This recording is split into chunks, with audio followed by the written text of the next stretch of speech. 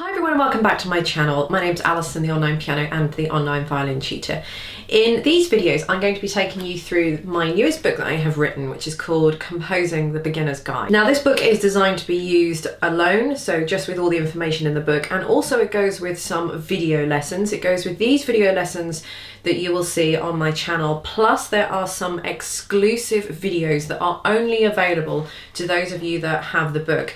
And you can get to those videos by clicking the links that are inside the book. This book is 100% downloadable. This is just a version that I have printed out at home and I have just bound together. And this book is also available from the website, which is just coming up here, or I'll put a link to it directly underneath. So if you want to learn a little bit more about composing and have me take you through the basics and guide of composing, then please keep watching. So welcome to lesson 2, laying the foundations. So this is where it pretty much begins. Now you have a brief of what you want to compose for and an idea that you would have thought about in lesson 1, and you know how you're going to go about doing it, whether you're going to do it on music software, whether you're going to write it down on pen and paper, on manuscript paper, you know, whatever. You've got an idea of what instruments you want to compose for, etc., etc. You can worry about all the details later on, but now what I'm going to do is go through the process for both piano and violin. As I said, this information in this book will apply to lots of other instruments, but specifically I'm going to cover the ins and outs of composing for the piano and the violin, specifically since my channel is a piano and violin channel. Okay, so the piano, I'm going to talk about that first. You have 3 main options to start with, depending on your skill level or knowledge. Right hand only, left hand only, so e.g. chords, or right and left hand. So first of all, it says here, if it were me, I would start with chords. I would start by playing a bunch of chords to see what happens and play them in different orders and things, and just basically see what I like the sound of. If you have good knowledge of chords, this will be good for you because it will help lay a good foundation for your melody that you might want to put over the top. So at this point in the book, for those of you that have purchased the book, you will be able to click the link in the book where it says in this video, and that will take you to an exclusive video only for you guys that have got the book, where I'll actually be demonstrating some chords. Okay, so moving on, if you don't know what the chords are and if you're not that confident with them, then you could just start by having a melody. In that same video, I'll be going through, you know, how I go over a melody and how you can put some left hand in with it and that kind of thing as well. So you might want to choose a key beforehand, G major, D major, you know, whatever, or just let your fingers wander up and down the piano and just kind of see what happens. That's just completely up to you. If you like a certain combination of chords, I would then start making a note of what it's going to do, of what you're going to do with those. When it comes to your melody, it might be an idea to have some kind of recording device going on. You might have something on your piano. You could also use your phone. You know, it depends. There's a variety of recording equipment that you've got, but probably using your phone or your iPad is probably the easiest option. So there have been many an occasion where I've done some awesome recording and I just can't remember it and it's just gone. And that's really sad. So use a recording device. It's just much easier to help replicate the melody that you've just come out with. But also when it comes to writing it down as well, it's going to be a lot easier because you can just sort of play it back, write it down, play it back, write it down and go from there.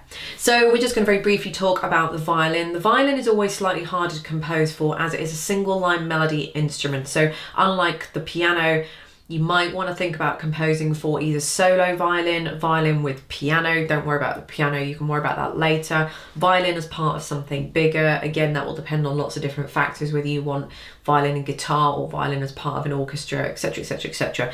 So this is where it does get a bit complicated. When composing the violin, you do need to know what you are doing. If you don't, you can refer to page 10 in here and that will give you some violin limitations. So if you're a pianist or, I don't know, you're not a violinist at all and you want to have a go at composing for the violin is a very complicated instrument, and it is very difficult to compose the violin when you don't play the violin and when you know nothing about the violin. It's very difficult to make people understand how to compose for the violin, and the things that they're composing are not possible to play on the violin.